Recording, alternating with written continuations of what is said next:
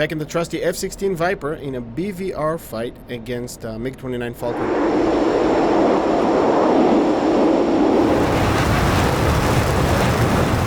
BVR stands for Beyond Visual Range, which is mostly, I think, what you expect in modern days as a type of engagement, more than dogfights. People a lot using more of the technology, more of the sensors that you got on board, and it's safer for the pilot and for the jet as well. And it really increases your lethality going that long ranges and whatnot.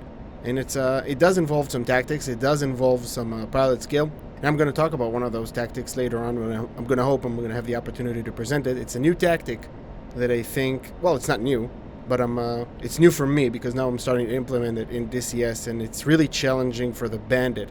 And this is essentially what you want to do, right?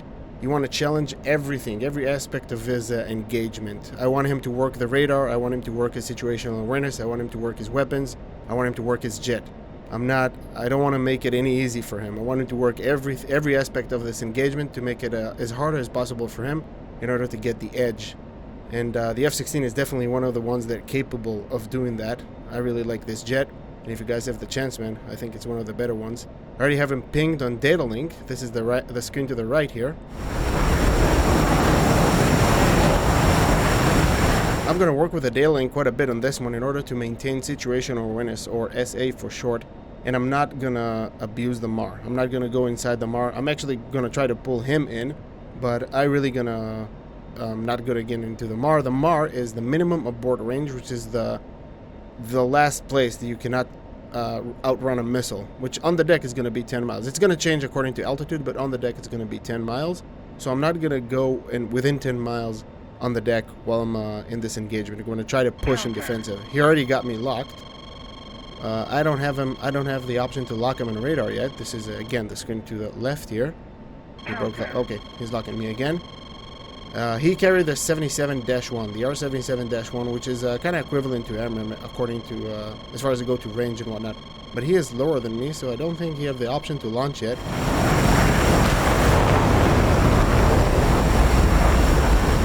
There we go. We got the radar contact. We'll be able to lock him soon. That means that he will be able to launch as well. He probably, I don't know if he already shot or not.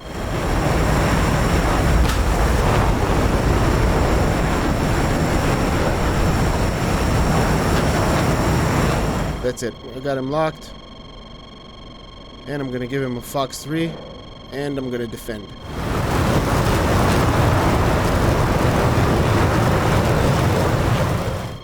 He probably have a missile out. Although he's that's a solid lock that he has there. It's not track while scan. I'm going to defend. I'm going to crank a little bit to maintain the lock and guide the missile.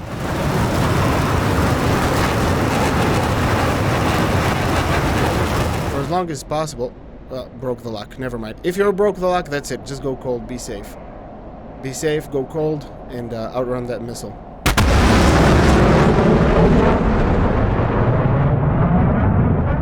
And again, I'm not going to go in within 10 miles, especially now.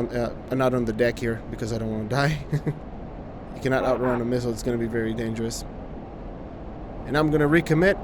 And the way I'm going to recommit, I'm going to climb higher. I drag the missile into thinner air. This is the missile notification there. That says that I got a missile out on me. I'm going to outrun him a little bit. They probably have good energy because they're dropping from above. I'm going to turn a little bit, bleed the energy of the missile, and now I'm going to climb back up. This is the tactic that I want to talk about.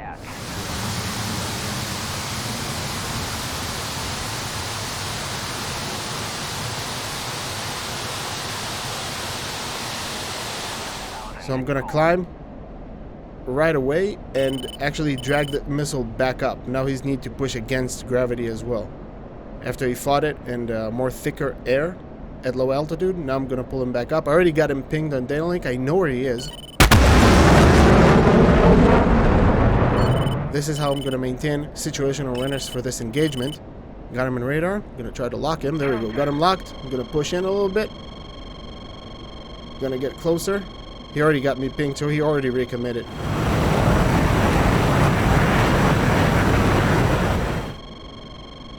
We're kind of on the same altitude there, so I didn't actually really challenge his radar work. I'm going to try to do a better job at that, just to climb a little bit higher. And I see it work a lot of times, like people need to, you know, have their radar scan a little bit higher and they don't see you. They're missing out. So they're missing crucial seconds during the recommit and a BVR fight. I'm getting into range. He probably have a missile off. So I'm going to give him Fox 3 a little bit out of range. But that's just to push him defensive.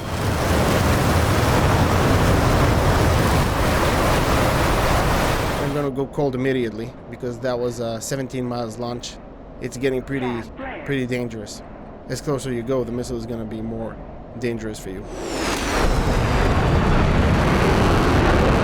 I'm going to go cold right away. And again, pay attention to the data link. Go cold from the direction of the data link, not of the direction of the engagement, if it makes any sense. Because when we started, there was kind of a front line, right, between us. But we move from side to side. So just make sure you go cold from the bandit direction. I got him pinged on data link again. Sometimes data link will drop the lock because he's going low and defending as well. So I just make sure I'm locking him on data link as well, so I can see where he is.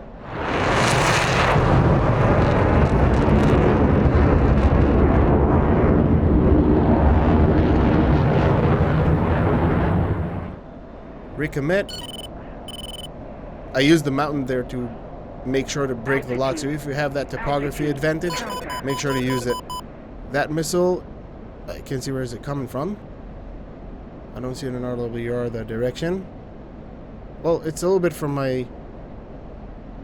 I'm just going to out-turn the missile. I'm just going to give it a little bit of a turn and I'm climbing higher. Well, looks good. Got him right there. I think he defended for a longer period of time there. I'm going to have him radar shortly. There we go. Just try to lock him.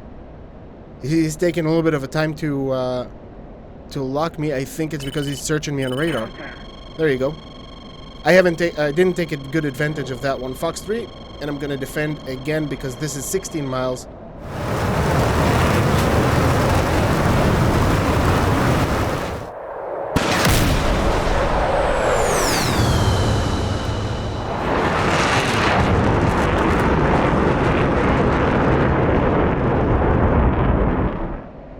Our defensive moves are a little bit longer. The previous engagement was 17 miles and that was 16.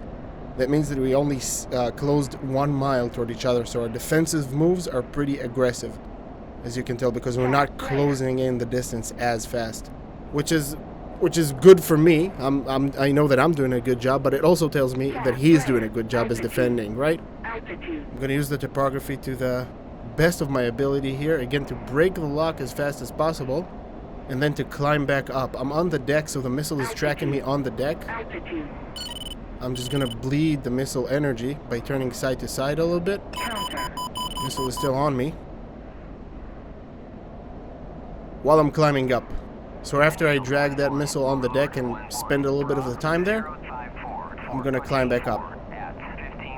And I'm gonna try to get as much altitude as I can.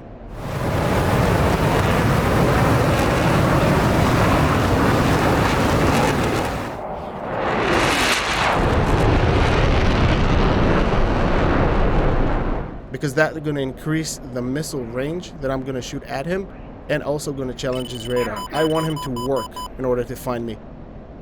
Now I'm going to trust my instinct here. I still have a missile notification, but I hope I bled him off. I'm already high. That's good. Got him locked, and I'm fairly high. 20,000 feet. Fox 3, defending right away.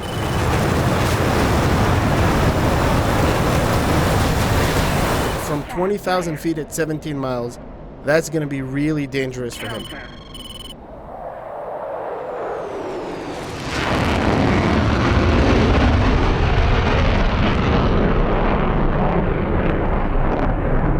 It's going to take longer for me to defend, but he shot it from lower altitude than me. So the missile is going to have to track a little bit better. Straight to the ground. Drag that missile away, going cold from his direction again. Let's ping him in data link again, and try to bleed the energy of that missile again. I lost him from data link. He's probably defending on the deck again.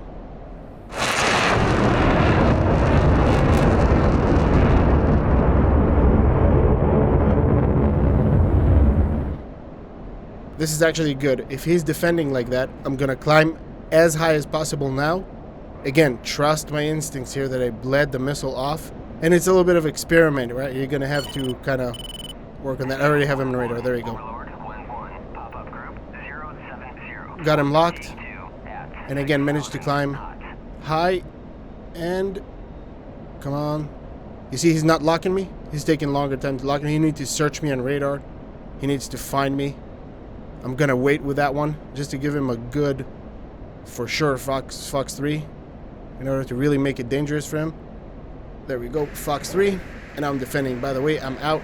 That was 13 miles launch. This is a very dangerous missile for him.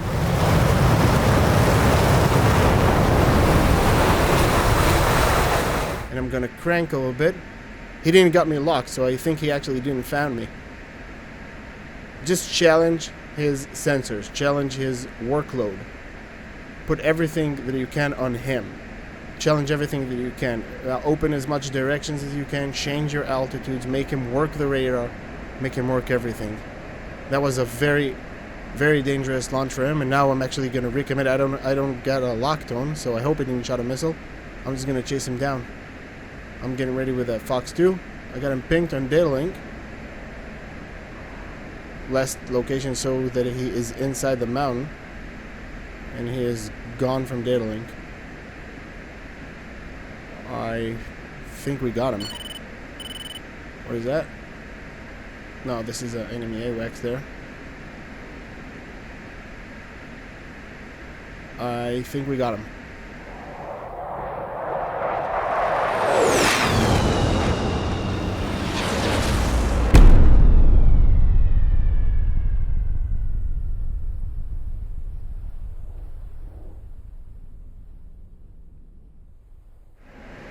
Well, I looked all over and I didn't manage to find a splash site. So I think we got him. I don't see a MiG-29 flying around. So I think we're good. I think we're good. By the way, managing fuel was a little bit of a challenge here. I did drop my tanks mid-fight. So yeah, when you drop altitude, you don't need to lose as much fuel. You don't need to full burn all the way.